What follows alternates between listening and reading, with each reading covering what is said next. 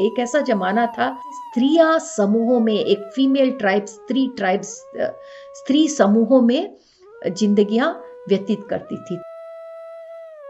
उन समूहों में कुछ स्त्रियां प्रीस्टस मतलब पुजारिन थी, और ये बहुत ही एनलाइटेंड थे। उनका काम था मार्गदर्शन देना, इन समूहों को मार्गदर्शन देना। जो स्त्रियों के समूह थे, अपने आध्यात्मिक शक्ति से हीलिंग एनर्जीज उन सारे ग्रहों को भेजते थे जहां पर जिंदगियां थी, जहां पर लाइफ था।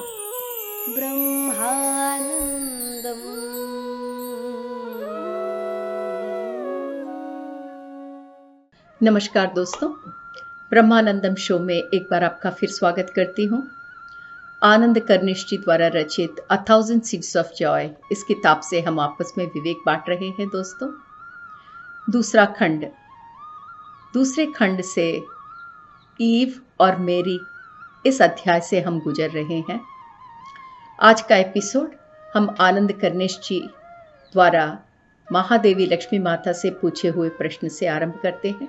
आनंद कर्निश जी माँ से ये कह रहे हैं कि माँ, हमने ईव और एडम, जो पहले मनुष्य थे, उनके बारे में जो कहानी सुनी, उसमें हमें जो कुछ भी हमने सीखा वो हम आपसे शेयर कर रहे हैं, आपके द्वारा जान रहे हैं कि उसमें कितना सत्य है।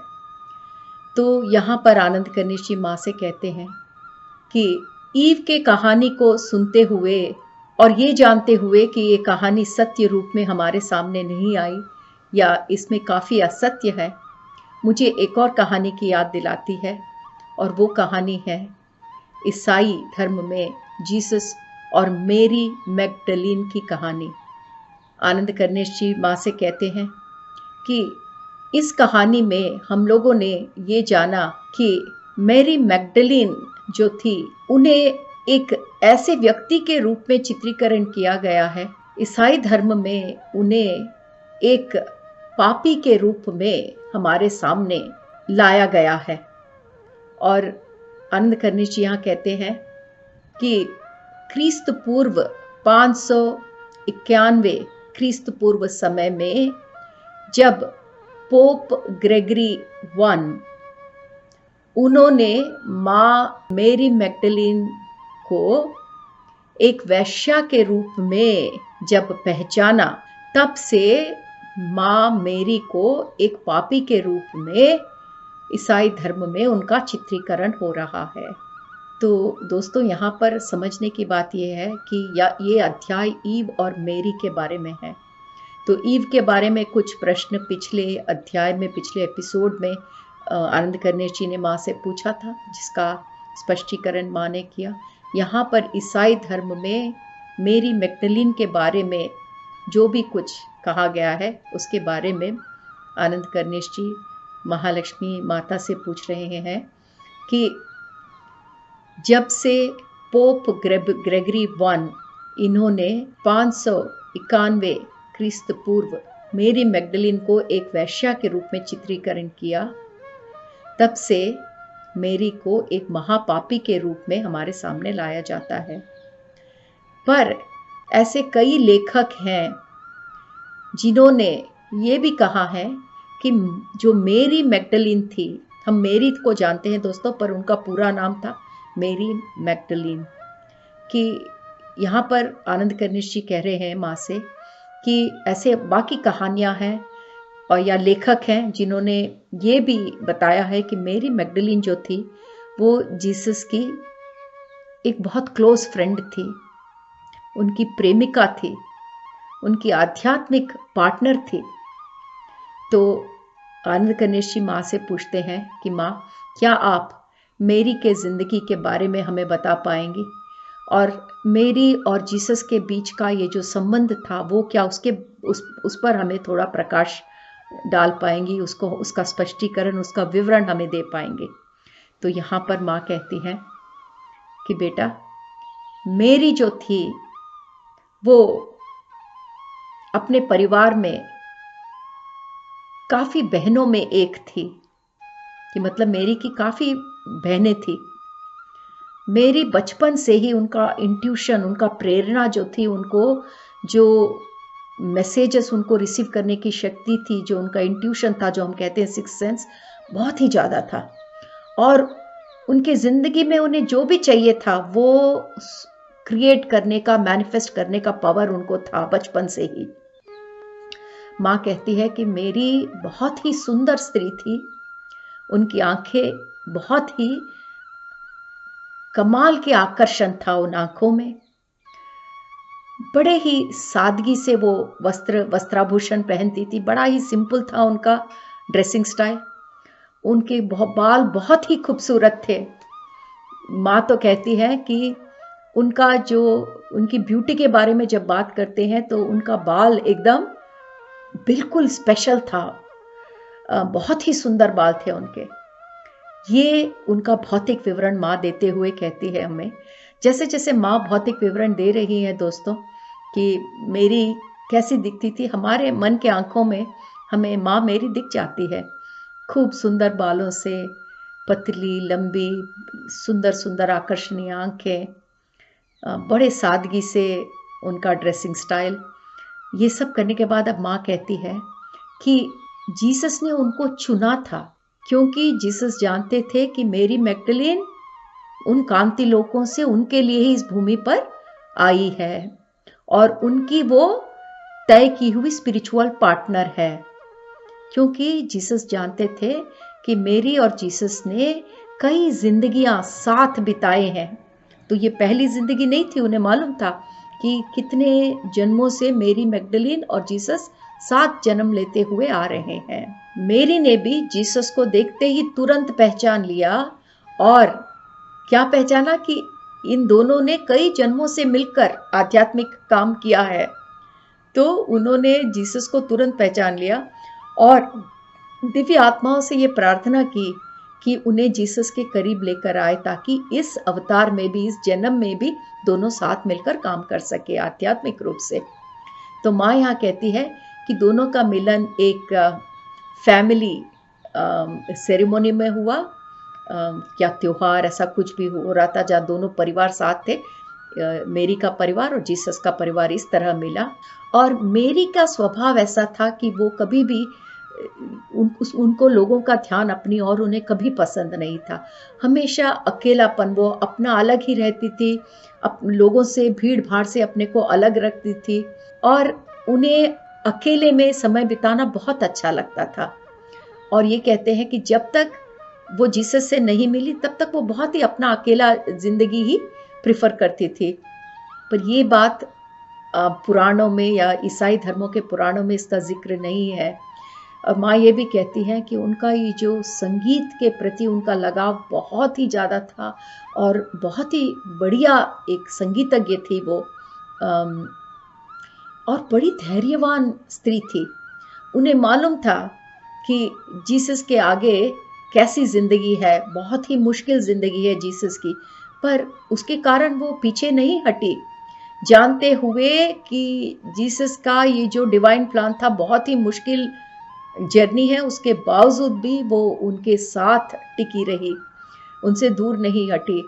जब लोग उन्हें भगवान कहकर पूज रहे थे, उस समय भी मेरी जानती थी कि इस जन्म में जीसस का मनुष्य के रूप में क्या कर्तव्य था और उसे भली भांति पहचानती थी, और जीसस का उन्होंने साथ कभी नहीं छोड़ा। यहाँ पर माँ कहती है कि जब दोनों के परिवार मिले तो उस जमाने में जो भी विधान थे उसके हिसाब से दोनों पास आए, उनका विवाह हुआ और उनका जो प्रेम था, दोनों का एक दूसरे के प्रति प्रेम, जीसस के माता पिता जो मेरी और जोसेफ थे, उन्होंने अपना आशीर्वाद उन दोनों के लिए रखा और दोनों परिवार बहुत खुश थे उन दोनों का साथ आने के कारण। तो बड़े खुशी खुशी उन दोनों का विवाह हुआ और जीसस हमेशा मेरी जो भी सलाह देती थी उनको बड़े विश्वास के साथ सुनते थे, क्योंकि वो जानते थे कि वो उनकी स्पिरिचुअल पार्टनर है।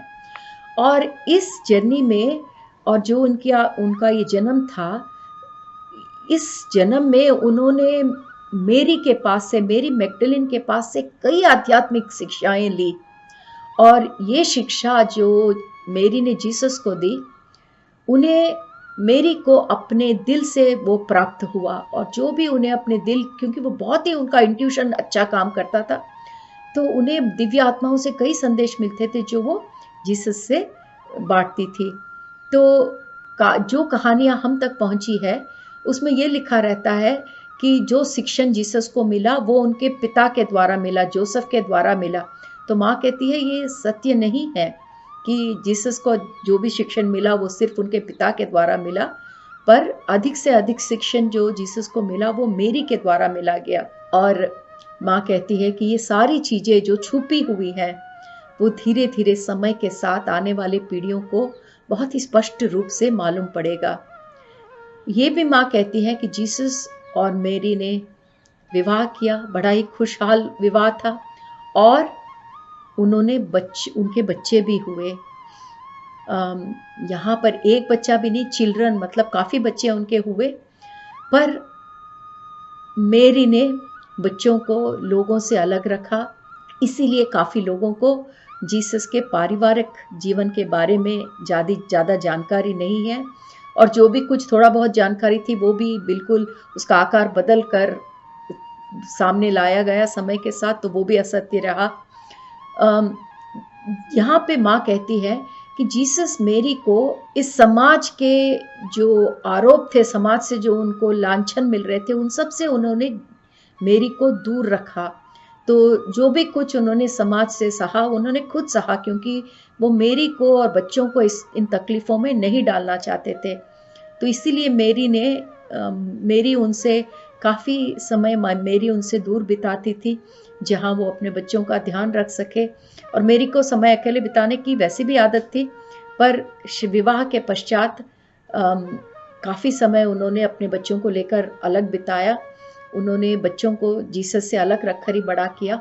जब वो बच्चों को बड़ा कर रही थी तो बच्चों को मेरी ने बहुत ही आध्यात्मिक शिक्षा दी।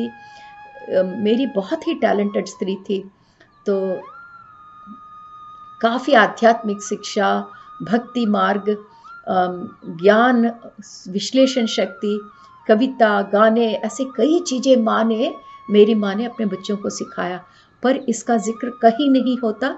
और यहाँ पे लक्ष्मी माता कहती है कि समय के साथ ये भी बाहर आएगा। ये सब सुनकर आनंद कनिशी कहते हैं, तो ईव की कहानी की सच्चाई भी आपने बताई माँ, यहाँ पर मेरी माँ की सच्चाई भी बताई। तो जो भी हम इतने दिनों से सोच रहे हैं इन दोनों के बारे में, तो वो असत्य है।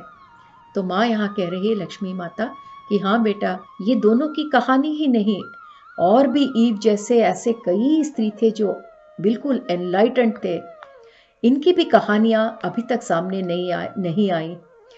ईव खुद ही एक इतनी एनलाइटेंड वुमेन थी, जो जैसा कि पहले भी माँ कह चुकी हैं कि वो एंजल्स से संपर्क रखती थी, एंजल से बात करती थी, प्रेम का तत्व थी, वो प्रेम का रूप थी ईव और एडम के बारे में जब हम बात करते हैं, तो जैसे हमारे धर्म में हम मनु कहते हैं, ये पहले स्त्री और पुरुष थे मानवता के।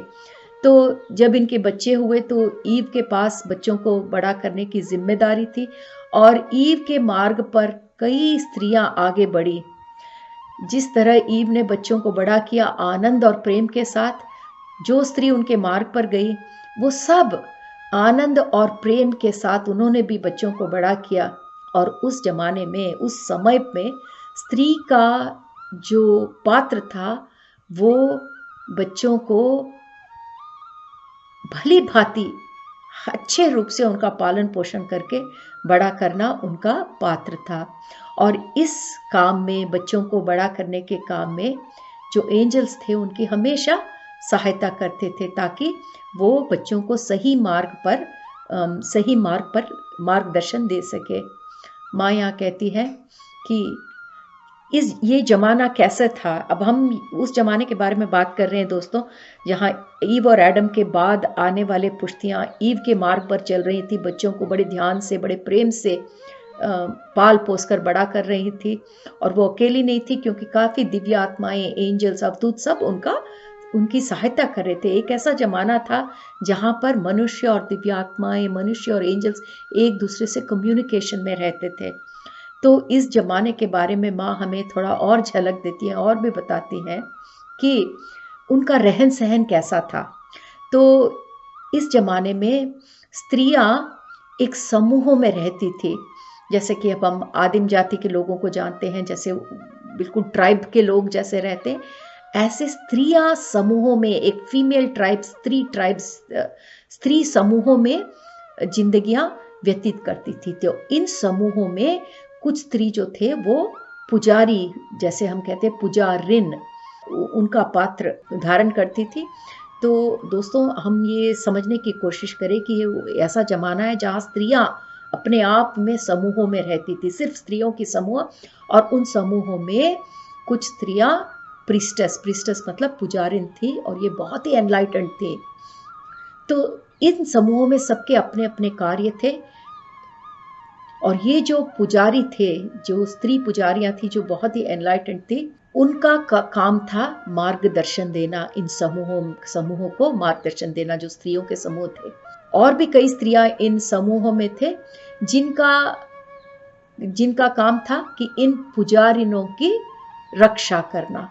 तो ये जो स्त्री पुजारिन थे, इनका बहुत ही समाज में स्तर बहुत अधिक था, क्योंकि समाज में स्तर अधिक, ये पैसा या नहीं पैसा होने के कारण नहीं दोस्तों, यहाँ पर सिर्फ आध्यात्मिकता के बारे में बात हो रही है, क्योंकि ये जो पुजारिन थे ये आध्यात्मिकता का ख्याल रखते थे। तो इनका ख्याल रखने के लिए कुछ औरतों को सौंपा गया कि ये पुजारिनों को इनका ख्याल रखा जाए। जैसे माँ कहती है कि मधुमक्खी के छत्ते में सबके अपने अपने पात्र होते हैं, जैसे एक रानी मक्खी होती है, वो मुख्य होती है, और रानी मक्खी की देखभाल कुछ और मक्खियाँ करती हैं। इसी प्रकार ये भी बिल्कुल कुछ इसी प्रकार का स्ट्रक्चर था। माँ ये कहती है कि जिस प्रकार मधुमक्खियाँ, जब हम देखते हैं, एक फूल से ले जाकर दूसरे फूल पर बैठती हैं, और इस प्रकार जो भी हमारे पृथ्वी पर जितना भी कुछ वृक्ष, फल फूल खिलते हैं, वो उसमें मधुमक्खियों का बहुत बड़ा पात्र है।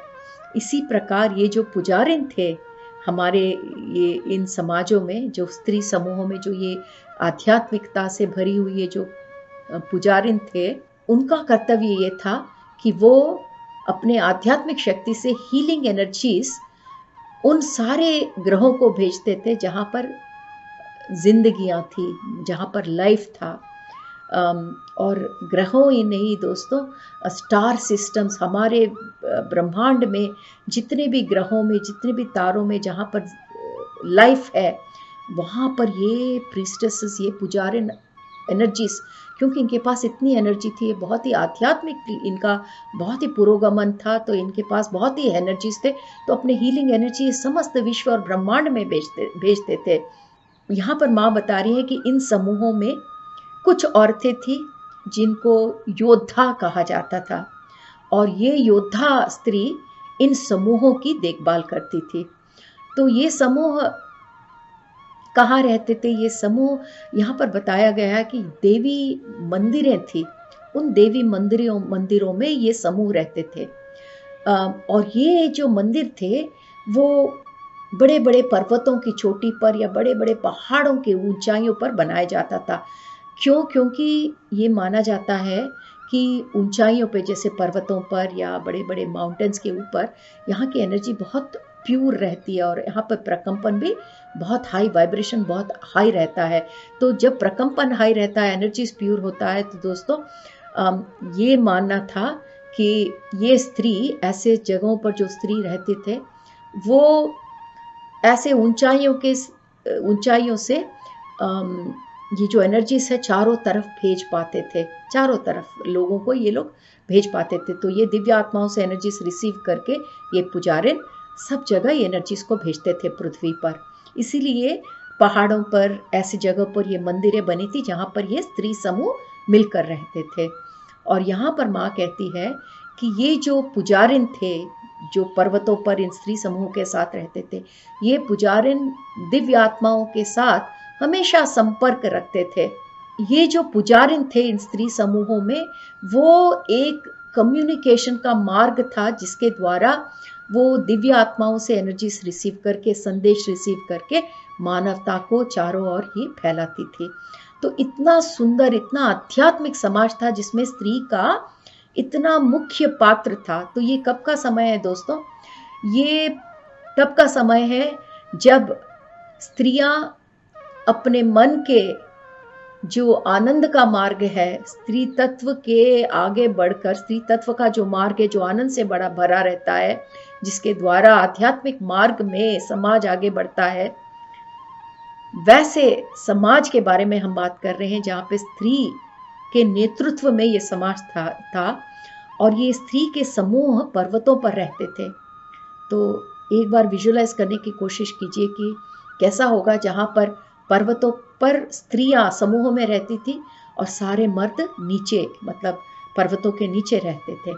और जब भी वंश को आगे बढ़ाना होता था, कि बच्चों को पैदा करना होता था, तो ऐसे मर्दों को चूज किया जाता था जो आध्यात्मिक रूप से काफ़ी आगे, जिनका आध्यात्मिक रूप से काफ़ी अंडरस्टैंडिंग हो और जो आध्यात्मिक रूप से आगे बढ़ना चाहते हो, ऐसे मर्दों को, ऐसे पुरुषों को उनका चयन किया जाता था, उनको सेलेक्ट किया जाता था। और फिर इन पहाड़ों पर जो स्त्री समूह थे उनमें से कुछ लोगों को, सबके पात्र थे दोस्तों, जैसे योद्धा स्त्रियां थी, पुजारिनों को देखभाल रखने की स्त्रियां, ऐसे कुछ स्त्रियां भी थी जिनका काम था वंश को आगे ले जाना। तो कुछ स्त्रियों को चुना जाता था वंशोद्धारण के लिए, इसी प्रकार कुछ पुरुषों को भी चुना जाता था वंशोद्धारण के लिए। पर जैसा कि मैंने कहा है दोस्तों, इसका क्राइटेरिया एक ही था कि आध्यात्मिक रूप से कितना आगे बढ़े हुए हैं ये लोग। तो आध्यात्मिकता यहाँ पर बहुत ही इम्पॉर्टेंट है, चाहे वो स्त्री थे या फिर वो पुरुष थे दोस्तों। तो ऐसे कुछ स्त्रियां जिसके बारे में हमने पढ़ा है, अभी जाना है माँ के द्वारा, और ऐसे कुछ पुरुष जो आध्यात्मिक दृष्टिकोण रखते थे, जब इनके बच्चे पैदा होते थे तो इन बच्चों को एंजल्स के रूप में देखा जाता था। उनको वॉरियर एंजल्स, माँ कहती है योद्धा एंजल्स के रूप में देखा जाता था।